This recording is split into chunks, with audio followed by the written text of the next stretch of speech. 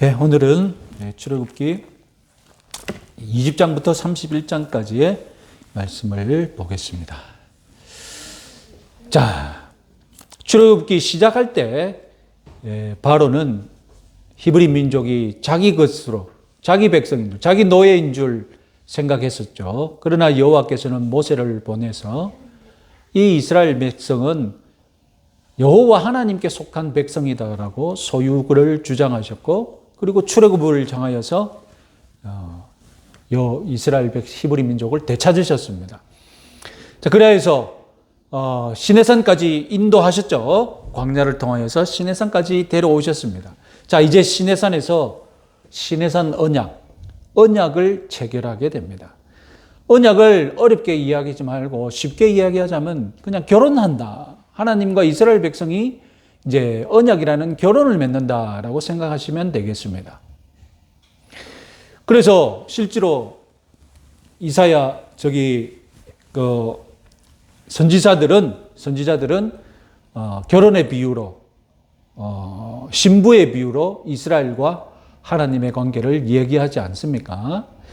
자, 그래서 결혼 예식을 이제 출애굽기 19장부터 24장까지 치르신다고 보면 되는데, 모세는 이 결혼식의 집례자가 되겠죠. 중보자 모세는 결혼을 집례하게 되겠습니다. 자, 결혼식에서 남편의 역할은 그동안 자신이 신부를 위해서 무슨 일을 해왔는지 그리고 신부에게 요구사항을 밝힙니다. 그것이 첫 번째가 십계명이죠. 자, 십계명의 목적은 무엇입니까? 언약의 목적은 지금 신랑과 신부의 새로운 관계를 창조하는 것입니다. 언약의 목적은 새로운 관계, 은혜의 관계, 사랑의 관계를 만들어내는 것입니다. 그러면 이 언약식에서 하나님이 이스라엘 백성들에게 주시는 11조와 율법의 목적은 무엇입니까? 그 관계를 어떻게 유지하느냐. 다시 한번 말씀드릴까요? 결혼은 관계를 창조하는 것입니다. 관계를 만들어내는 것입니다. 전에는 없던 관계를 새롭게 만들어내는 것이 언약입니다. 그럼 이 언약식에 하나님이 십계명과 율법을 주시는데, 십계명과 율법의 목적은 무엇입니까? 이 언약을 언약답게 유지하는 방법을 소개하는 것입니다. 그래서 율법을 지킨다고 관계가 새롭게 제정되는 것이 아닙니다. 율법을 지킨다고 내가 구원받는 것이 아닙니다. 구원받은 백성이 이 구원의 관계를 유지하기 위해 율법을 지키는 것입니다. 자, 출애굽기 20장 20절에서 하나님은 십계명과 율법을 주시는 목적을 분명하게 말씀하십니다. 한번 읽어볼까요? 모세가 백성에게 이르되 두려워하지 말라. 하나님이 임하심은 너희를 시험하고 너희로 경외하여 범죄하지 않게 하심이라. 너희를 시험하고, 여기서 시험은 어떤 단어입니까? 하나님은 늘 자기의 백성들이 믿음에서 성숙하도록 시험하시죠. 대표적인 시험이 아브라함이지 않습니까? 그죠? 아브라함은 시험을 통과했잖아요. 마찬가지입니다. 하나님은 이스라엘 백성들에게 시험을 치시는 과제를 주시는데, 그것이 바로 율법과 십계명입니다. 다음은 너희로 경외하여 두려움, 하나님답게 두려워하고, 그리고 마지막으로 범죄하지 않게 하려 하심이라. 이런 목적으로 십계명과 율법을 주신다는 것입니다.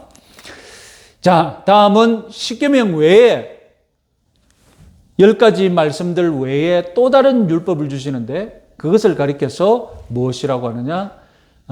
언약의 책이라고 합니다. 이 언약의 책은 어디서 나왔느냐? 24장 7절을 보면 언약서를 가져다가 백성에게 낭독하여 십계명 다음에 20장 21절부터 23장 33절까지 우리나라 이 율법의 비유를 하자면 십계명이 마치 헌법처럼 선포되고 헌법처럼 선포되고, 다음에 이 헌법을 보조하는, 이 헌법을 자세히 설명하는, 자세히 규정하는 법률들이 있잖아요. 그래서 그렇게 생각하시면 되겠죠. 십계명은 헌법과 같은 법이고, 다음에 나머지 율법은 이 십계명이, 만약에 십계명에서 예를 들자면 범죄하면 무슨 벌을 받는지 규칙이 정해진 게 없잖아요.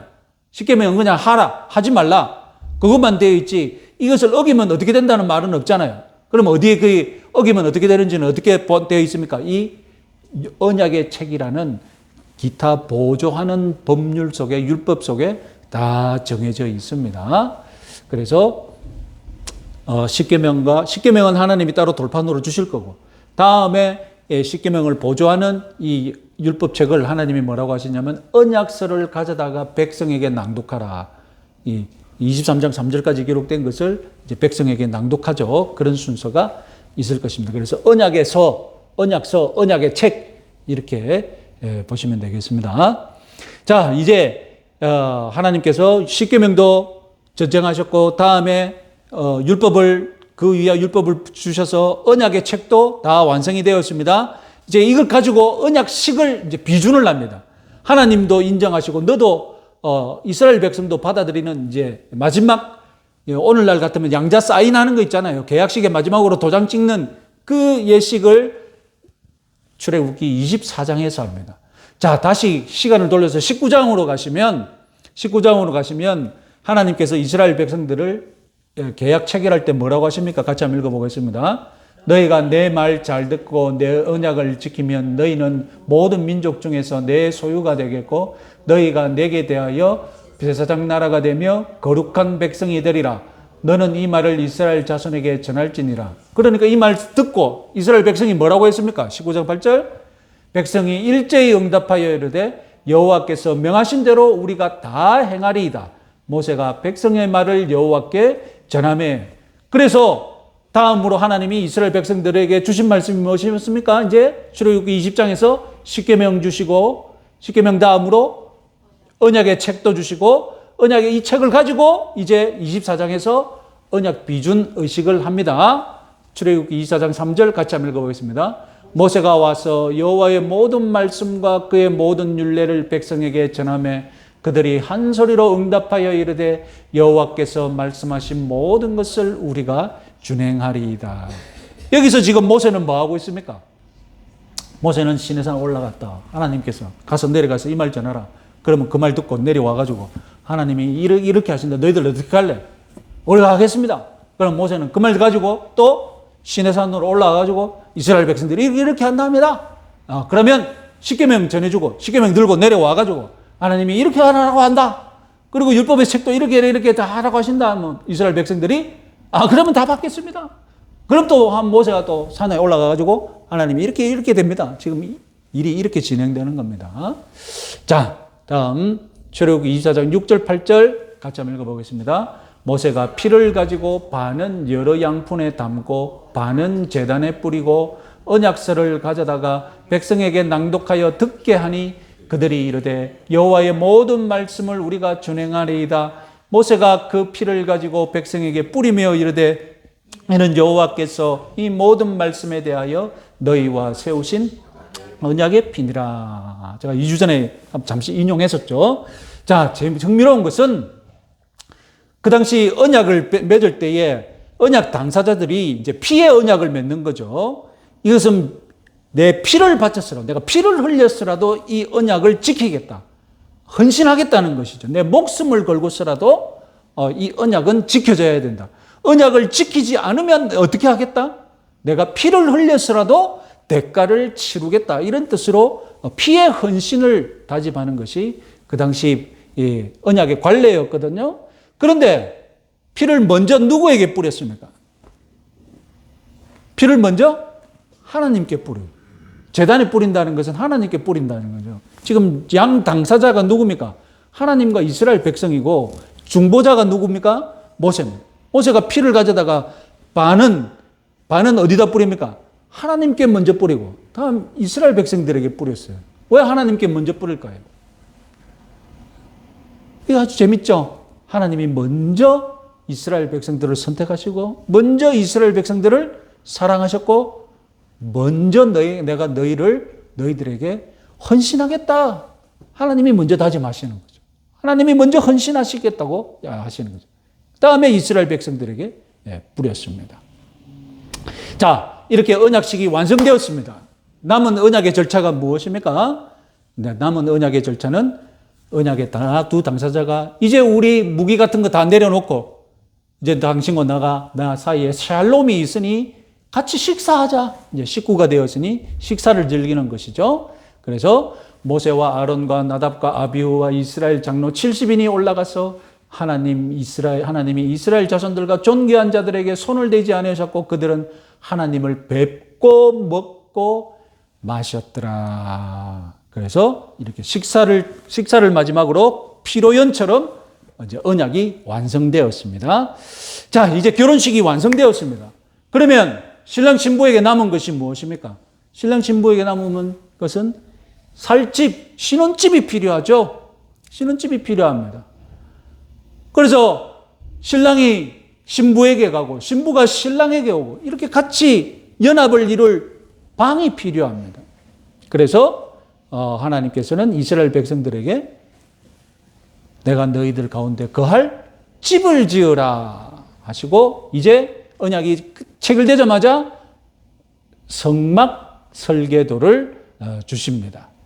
성막은 이스라엘 왕의 집이죠. 그리고 성막을 기사를 쭉 읽을 때 참 따분하지 않습니까? 성막 기사만큼 재미없는 기사가 어디 있습니까? 뭐 우리가 건축을 전공한 것도 아니고 건축 기사라면 재밌겠지만 우리가 이 성경을 읽으면 머릿속에 떠올리기도 힘들고 그렇지만 우리가 읽을 때에 비교해 보는 것은 또 재미있는 것이 무엇이냐면 창조 기사와 성막 기사의 유사성을 한번 비교를 해보는 것입니다.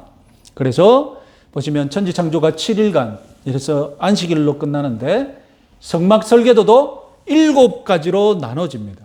7주제로 나눠서 지성소, 성소, 성막들, 제사장 그리고 마지막으로 추가분 그리고 안식일 날 성막을 봉헌하게 되거든요. 그리고 천지 창조를 기사를 보면 만들다 아사라는 단어가 있는데 이것이 천지 창조 기사에 7번 사용되는데 이 성막 건축하는 성막 설계도 면에서 하나님이 말씀해 주시는 본문에 우리 성경은 짓다라고 번역이 되었습니다. 만들다가 아니고 성막을 짓는 것으로 보는데 이것이 딱 7번 나옵니다. 그리고 성막을 건설할 때 지금 성막을 설계할 때인데 성막을 건설할 때 다음 시간에는 이 창조기사와 닮은 이야기가 더 많이 나옵니다.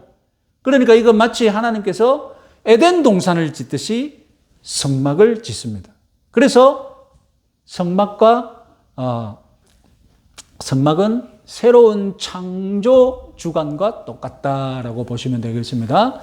또 성막 기사를 재미있게 읽는 방법은 성막은 시내산과의 관계가 있다. 시내산과 성막 간의 유사성을 한번 보시면 성막은 움직이는 시내산이다.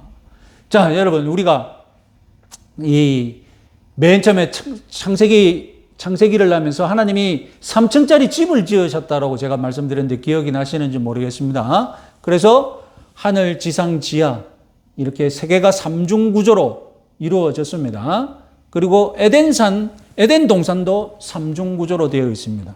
그래서 수원지 그리고 동산 그리고 동방이라는 곳에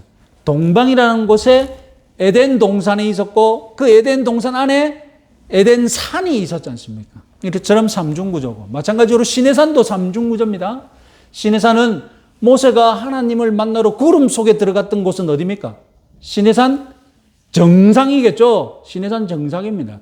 시내산 아래 중턱이 있었는데 여기는 70명의 장로들이 와가지고 여기서 하나님과 먹고 마셨지 않습니까? 그런데 그 위로는 못 올라왔죠. 그 위로는 모세가 올라가가지고 산 정상에 모세만 들어갔지 않습니까? 마찬가지로 지성소에서 대제사장이 하나님만 만나는 것이죠. 그리고 성소, 그리고 성막들에는 누가 들어옵니까? 레위인들이 들어올 수 있지 않습니까? 그죠? 레위인들이 들어가는 것과 마찬가지고, 그리고 산 아래에는 이스라엘 백성들이 지금 들어오지 못하고, 하나님이 들어오지 못하니까 산 아래에서 지금 이스라엘 백성들이 기다리고 있잖아요. 마찬가지로 성막도 지성소와 성소와 뜰로 이렇게 되어 있습니다. 뜰에는 이스라엘 백성들이 들어올 수 있고 성막에는 레위인들, 제사장들만 들어올 수 있고 그리고 지성소에는 대제사장이 들어가지 않습니까? 그래서 이런 관점으로 성막 설계도를 보시면